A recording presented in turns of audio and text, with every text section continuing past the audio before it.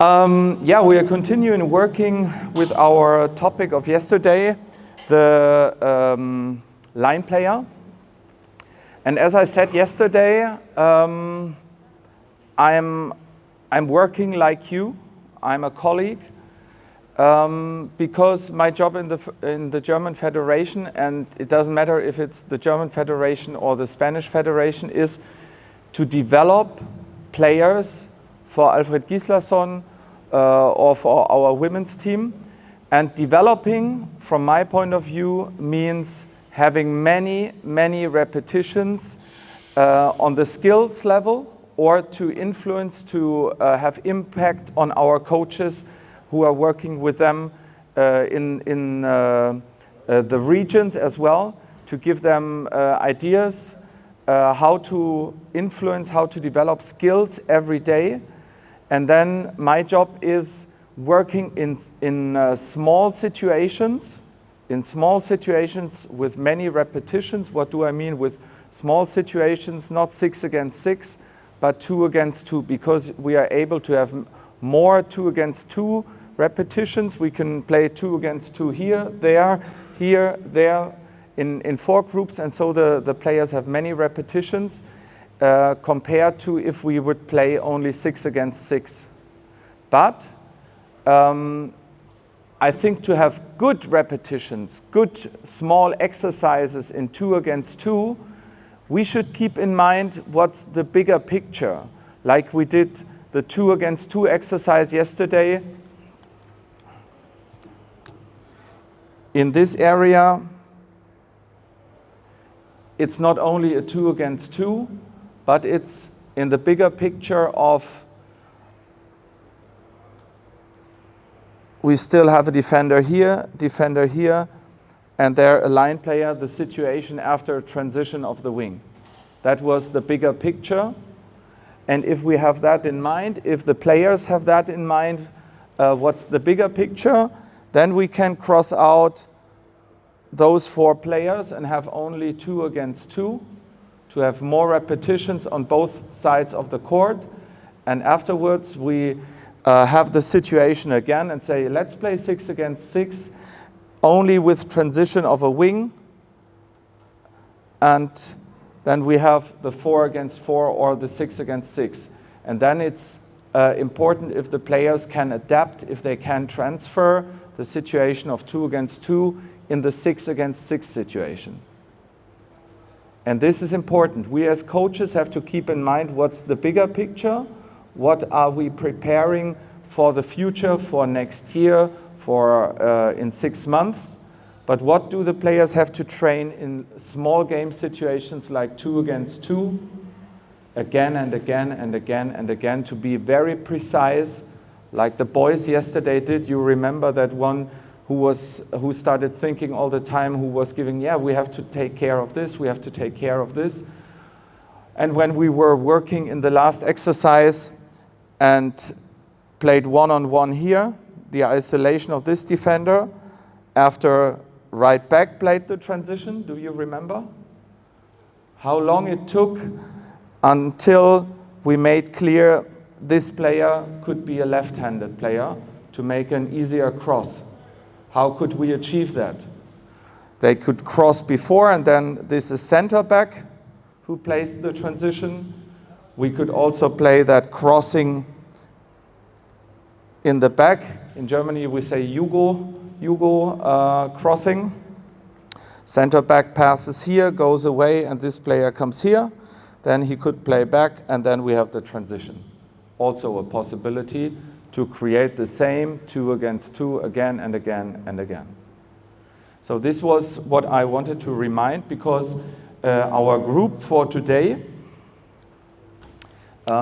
is from the age younger, and that is why I still want to go on taking small situations, but to have in mind, to keep in mind that we deal with the bigger picture here in theory.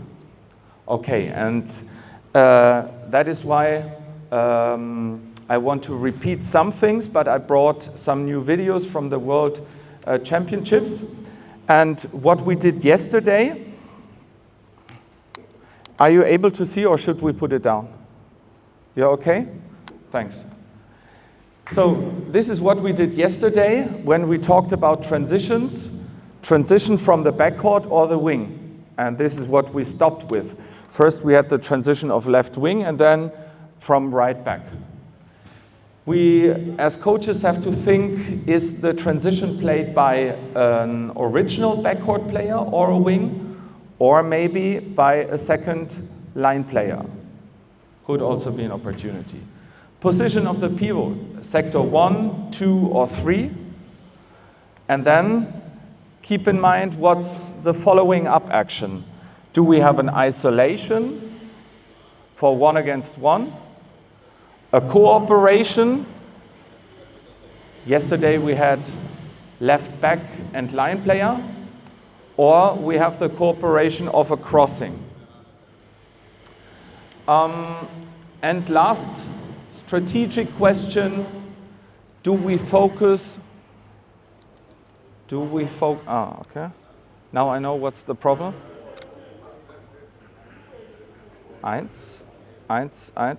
I can also speak in this.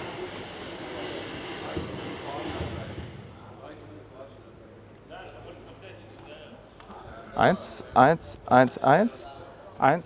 I can also speak in this voice. No problem. The last strategic question we were focusing was, do we address our own strengths? Are we applying own strengths, or do we try to attack weak spots in the opponent's defense? If we have found out that there is one central defender not being good in one-on-one, we could play isolation on this defender. And if we have this in mind, we can have the small side exercise for that. So this is what we did yesterday. Then we were also talking about in which sector could we place the line player, in the sector of the wing defender, of the half defender, or the central defender. And out of this thinking, I brought some clips. The first one is a direct block of the match Norway against France. And we have a direct block at the wing defender. We can look at this again, but I want to show you the structure again. If we have a line player in sector 1 at the wing defender, we have some advantages like playing in that mismatch situation. Or we can isolate the center because the line player needs to be out if the center should be isolated. So different advantages if we have the initial block or the line player position in sector 2 between half defender and central defender, or at position 3 between the two central defenders.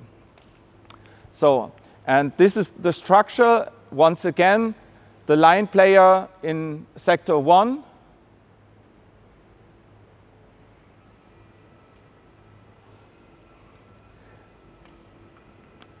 And they start with a mismatch, France.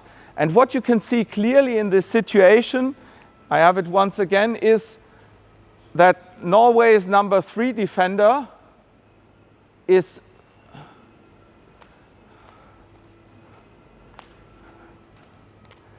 occupied if we have a block in sector number 1.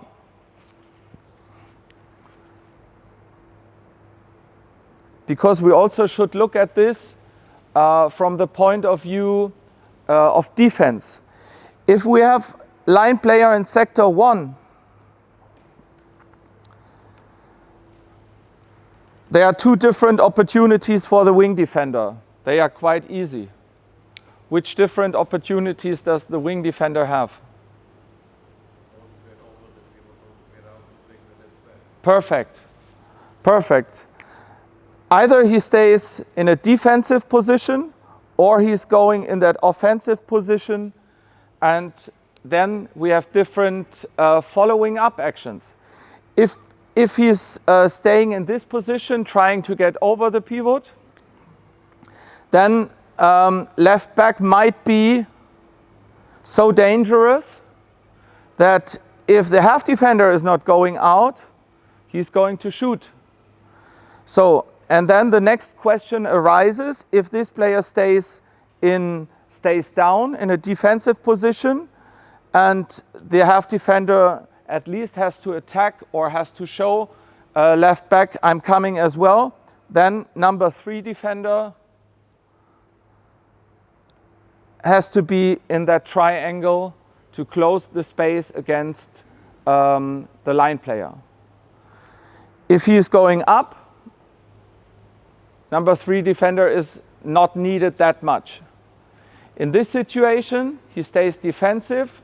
Number 3 defender is needed, and that is why we have 3 defenders here, 2 attackers, and it's easy to pass on.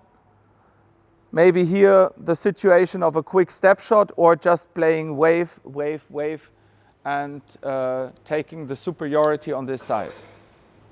So always keep that in mind. Also, what are our opportunities in defense to attack against this?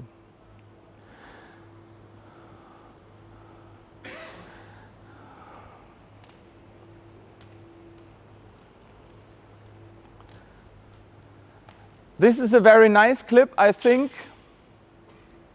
Yesterday we showed in the statistics and figures that Bence Banhidi of Hungary, 198 or something, but no, 2 meters and 10 and 120 kilograms is perfect for such mismatch situations in Hungary. And he starts, you can see the mismatch situation here. He starts against Abalo, and Abalo really has to fight to get him out of that mismatch situation. And then immediately, after this mismatch situation was not successful, Banhidi moves from sector 1 to sector 2. Did you see that? When he was playing with Mate Lekai, and I took this situation, I was looking for it because we were training this situation yesterday with a block. The defender is trying to get over him, and the changing of that block we were training yesterday. We can look at this again. Now he's moving in sector 2. The defender is going up and he's changing the block, and left back is playing with him. A very nice clip that they go on playing and not starting again. First in sector 1, trying to play mismatch, did not work. He moves on to sector 2. Mate Lekai, the center back, is changing, and then the following up action, not possible to play. He's changing his position, and some very nice consecutive movements. It looks like everything is planned, but it is not. It is just a consequence of little situations where you see the individual abilities of those players to adapt, and it's they could also have 3 new players on the right side. If István Gulyás, the coach of Hungary, chooses 3 new players, they could easily be integrated because they don't play a role in this situation. So these were 2 direct block situations. We were talking about direct blocks yesterday as well. Let's also focus indirect blocks, because this is what I want to do with the guys today.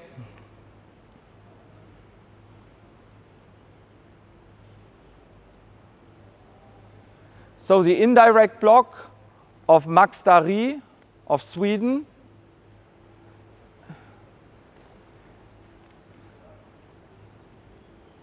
is here. And what do I mean by an indirect block? Because I know this, not every country has the same wording. When I was talking to Jonas Wilde from Norway, I met him 2 weeks ago and I said direct block and indirect block. And the Norwegians don't have that in their wording. So we are not the same in handball how we call things.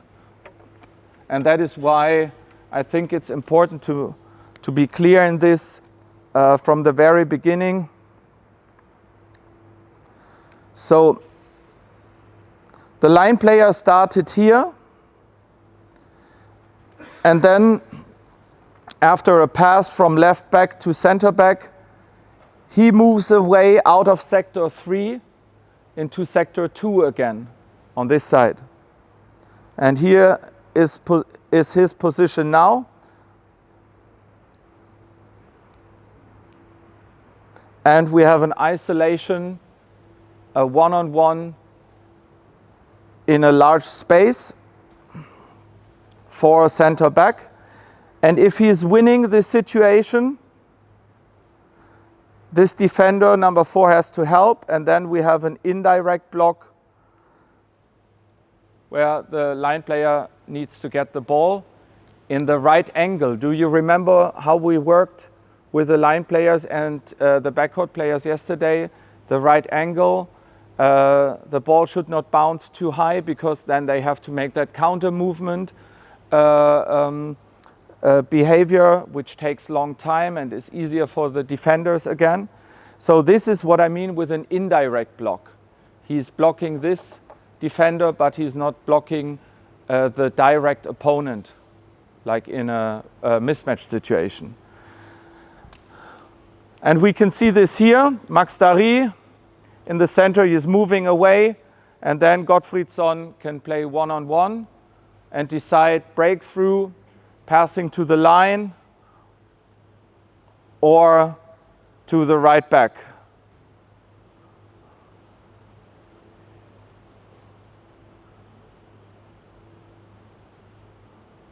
So this is an indirect block. And in this situation, 2 against 2, I want to work with the boys in the practical part today. So keep that video in mind. Poland against Hungary, an indirect block situation again. In that retransition, right wing is going back to the line.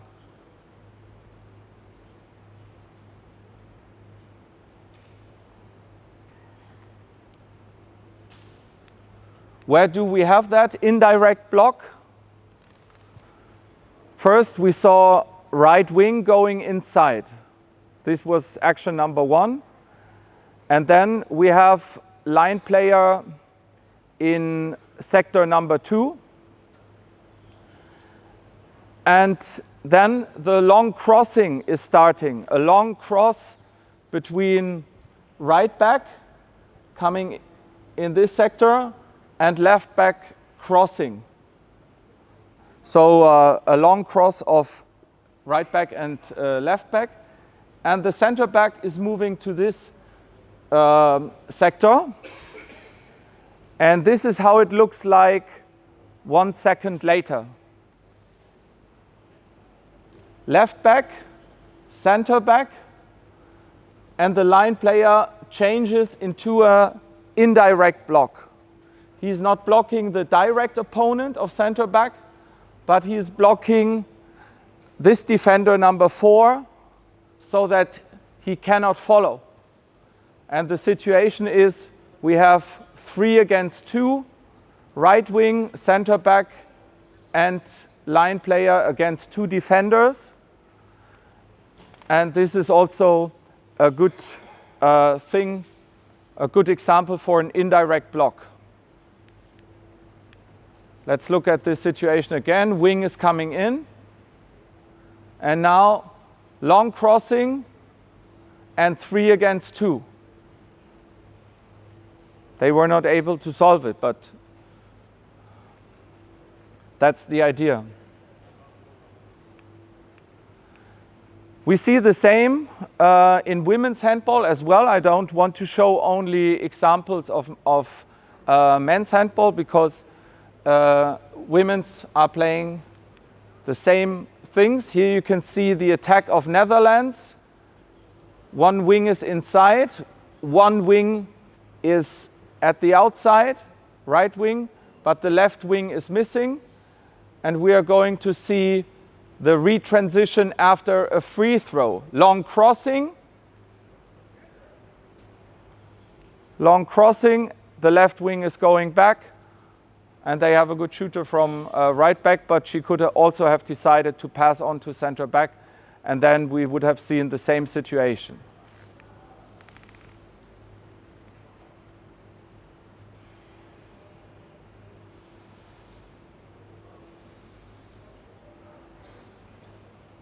The pass to center back here could have also been a nice option. You see the space? If she would have passed here, 3 against 2 would also have been possible. Okay, then a last thing, which I also want to try to combine with the boys here, is we talked about 2 different pivot or line player techniques, direct block and indirect block. And the most frequent action of line players at the moment is what I call line player assists, or supporting movements by the line player. And they are important because normally, if a backcourt player makes an assist, what is an assist? What is an assist by a backcourt player? Yes, to the wing, to the line player, or to the backcourt player. And after this assist, after passing the ball to this final player, this player scores. And then the person who had the ball before gets a point for assist.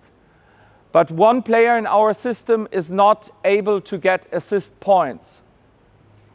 It's the line player. The line player does not get the ball to finish, maybe sometimes in fast break, but a line player never gets assist points for having a good block, no matter if direct or indirect. And now we have those movements.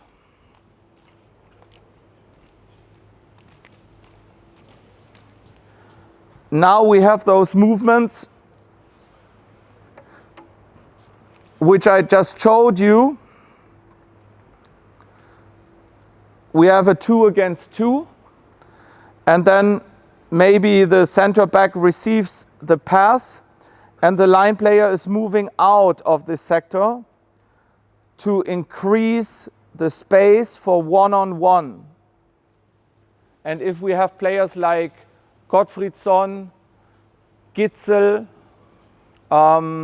Mem, who are very good in one-on-one, they profit of this movement of the line player to open space, and they can finish their one-on-one. But there's one problem. Only in statistics, the line player does not get an assist point for this movement to help him play one-on-one in a big sector. If we coaches have that in mind, we know how important line players are. And one colleague of me, he made a research with a university in Germany. He took all the matches of Egypt 2021, of this World Championship, and took all the points the players got for scoring, for assisting, and so on. And then he took all the matches again and added assists for the line player whenever he found movements, like moving away out of the sector, creating space, and then we had a one-on-one which was successful. What did he find out? Players like Fabregas, Saugstrup in Denmark, Golla, they were in the ranking of points at positions 18, 24, 33. But after adding assist points for movements which help to create one-on-one situations, Saugstrup moved from 24 to place number 3. And if we then keep in mind that line players, different to backcourt players, are also very, very important defenders, it becomes obvious that line players are the new MVPs in our sport. Let's look at those assisting movements. I took a picture row out of the semi-final. Morten Olsen from Denmark, he uses a bouncing as a starting initial point. He uses a bouncing, and then Magnus Saugstrup, the line player, is moving away out of this sector. He starts moving away, and Morten Olsen will find an isolated defender. And he finds this isolated defender who is still in a defensive position. Why is he in a defensive position? Because he does not know if the line player will move away. That is why he keeps close to the line player, and Saugstrup is moving away in the very last moment. And then the defender cannot go outside, he has to be down, and this helps Morten Olsen to be able to shoot from the best angle without any contact of the defender from a very good position and to score. Here you see it in, I did it for teaching reasons, how it looks like from this perspective. This was Morten Olsen, the center back, and the line player between the two central defenders, also from this angle. And then after he moved away, we have a large space for one-on-one, either to the weak side or to the strong side, with different following up actions, like shooting or going on. Let's look how this principle looks like in some matches. So the line player is getting into position number 3 by this, and now he's moving away, and we have a one-on-one against a weak defender who is not good in step work.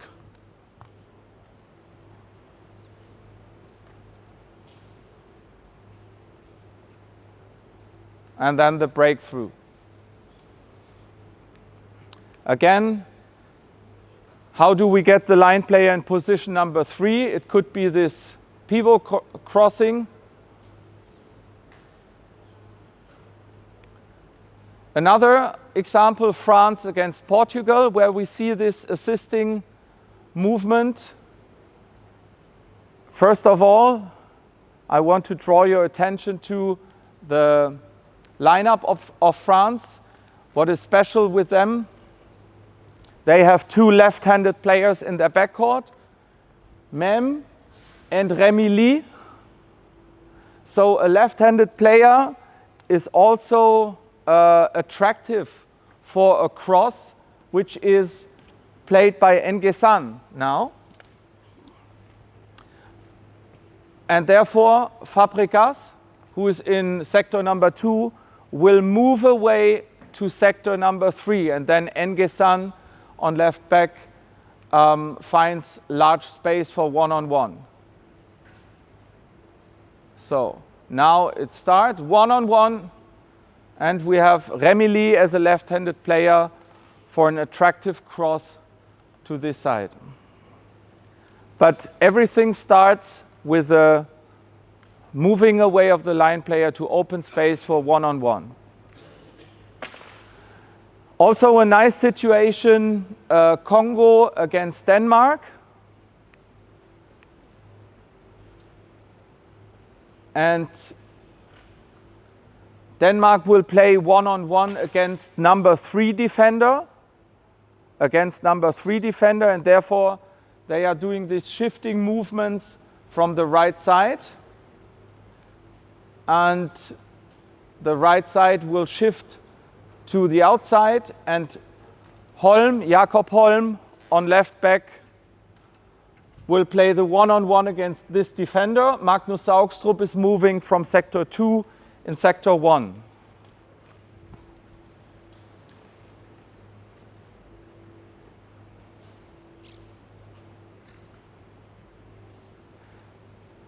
Rather easy actions, and that is why I think these are so worth practicing with young players we have to develop.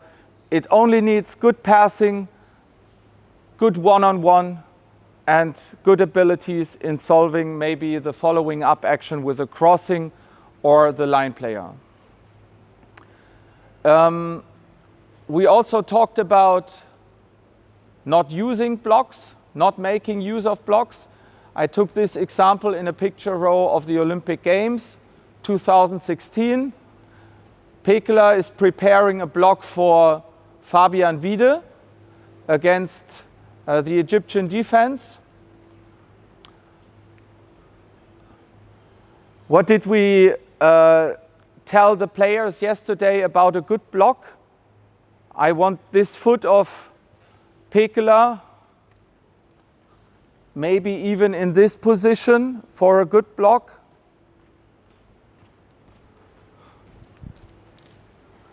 Now he's getting closer with the block. We really need to work on those details. But Wiede does not make use of the block. He's going to the other side, winning the one-on-one to the weak side, and then being able to solve the situation to the right wing. Let's switch, because we talked so much about the line player, his movements. Thank you. Yeah, okay. We talked so much about the line player and his movements, his tactics, the spaces that are attractive for the line player. Let's also focus on defense of line players, because we make the experience that the progressive line of referees has become very, very hard and strict throughout the last years. And so the defenders almost have no chance if they are in a position behind the line player. Boys, can one player of you come and help me, assist me for 1 minute?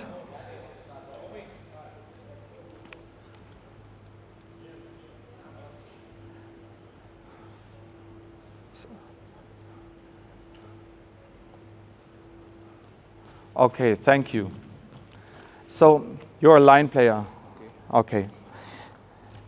If he's in a block and I'm as a defender, I am standing behind him, no chance.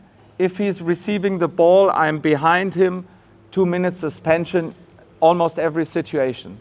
So defense against the line player is being in the better position, working for the better position every second, no matter if the ball is here or not. That is why I took this picture. I have to have the line player behind me and feel, do not look at him every second, because if I'm looking, I do not see what is happening in the backcourt. But now I know where he is, because I feel him.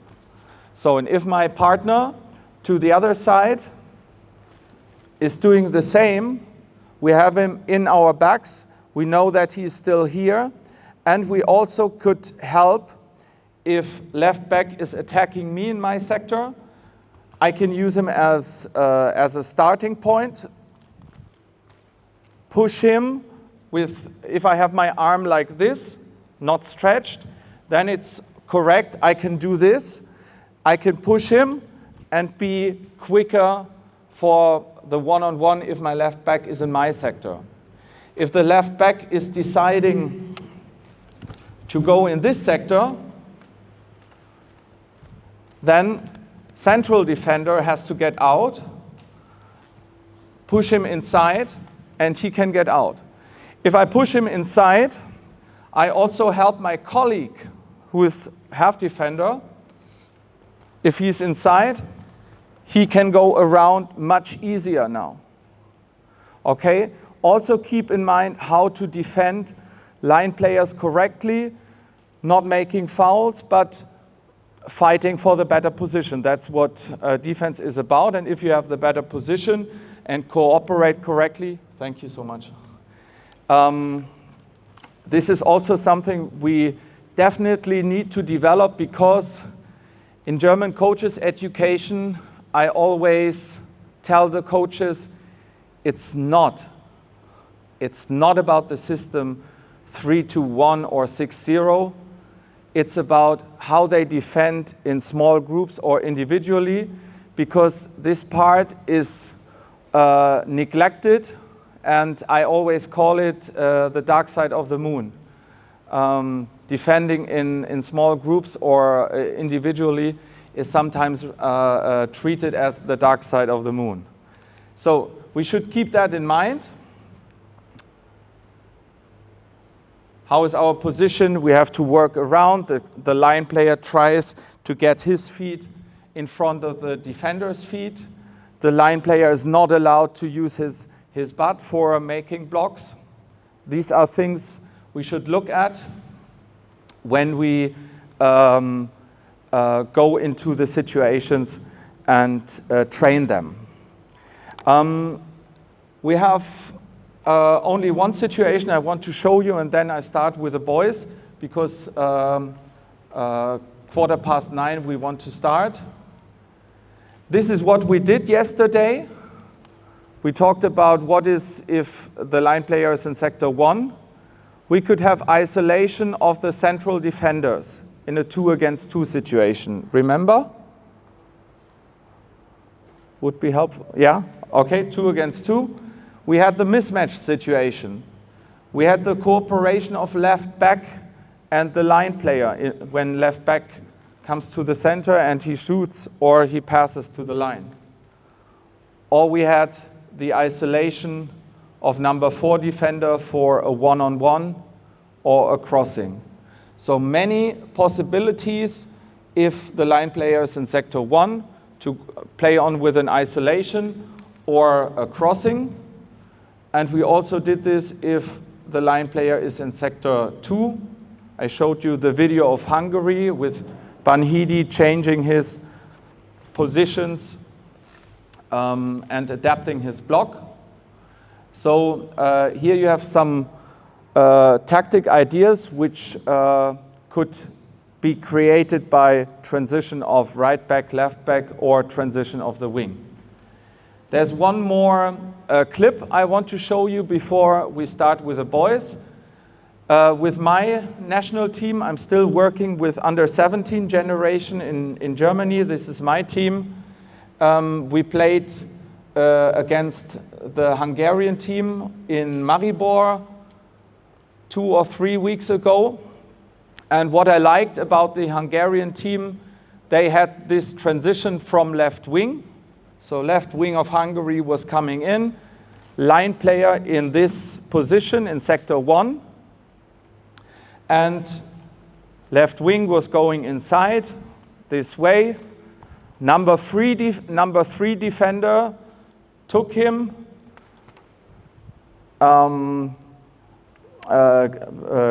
gave him or cooperated with number 4, and then number 3 defender was isolated for some seconds. A very nice idea, and I saw this Hungary against Montenegro, Hungary against Portugal. I made this clip for you just to show that the tactics from the highest level can be adapted to the smallest level if technical skills are developed. If we only want to play tactics, it only works until the point where the players are still able to have the technical abilities for that. So Hungary under 17.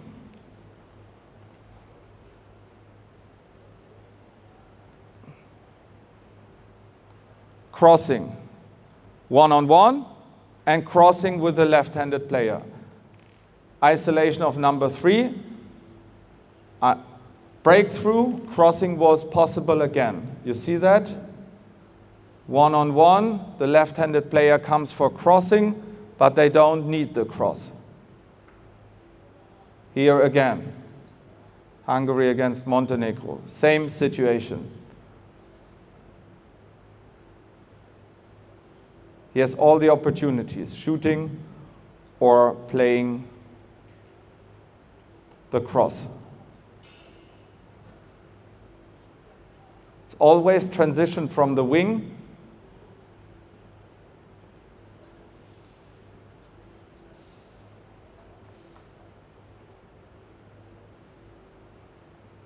Transition from the wing and mismatch.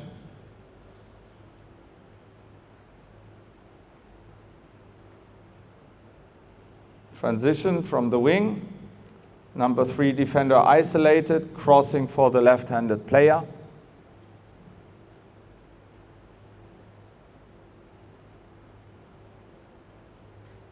And a good shooting opportunity for right back.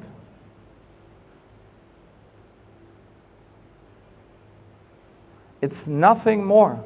It's 1 against 1 with crossings against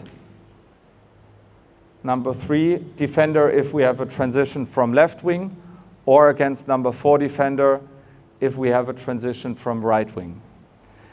As I said, I'm going to give Ruven the presentation so that you can also have a look at the videos in more details as you were able to see them here. But my main point is it's not a miracle, it's all coaches' work in educating, developing these things to the players. And I want to work on this isolation of number 3 defender with the boys now. I hope you could take some points for your work from out of my presentation, because this would be what I'm looking for. I did not come just to show what I'm doing or what I like, but to get into exchange or to inspire you. It's worth developing handball, and this is also one of my aims, why I'm doing this, to get in contact with other nations, to develop this great sport, and therefore we have to do some efforts. And I did not get into contact with every one of you, but I hope you're making progress with your teams, you're developing handball, and if we get into contact developing the sports, this is the job of all of us. Thank you so much for this theoretical part, and then I'm moving to the boys.